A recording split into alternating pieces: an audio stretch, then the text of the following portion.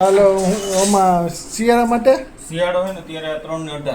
અચ્છા પછી છે ને 1 ને 23 છે ને એ ઉનાળામાં અચ્છા ફૂલ હા. હા હા પછી શિયાળામાં 7 ને 15. અચ્છા એટલે આ 7 છે એ ફ્રીઝરનું થયું. હા ફ્રીજનું છે 15 થી ફ્રીઝર.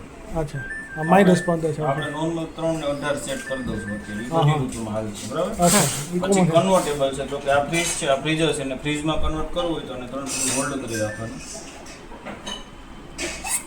એટલે આખું ફ્રીઝ થઈ ગયું ફ્રીઝર બંધ.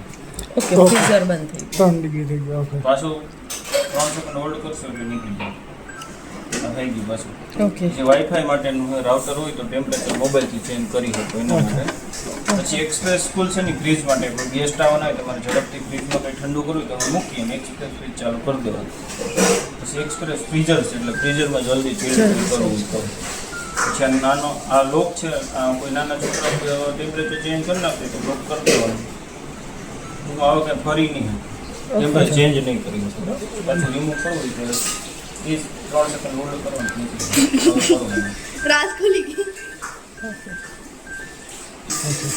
આઈસ ક્યુબ માટેની ટ્રે છે નાયા સુધી જ ભરવાની આખી નહીં ભરવાની. પછી વ્યવસ્થિત ફિટ કરી દેવાનું. અહીંથી ટ્વિસ્ટ કરવાનું ક્યુબ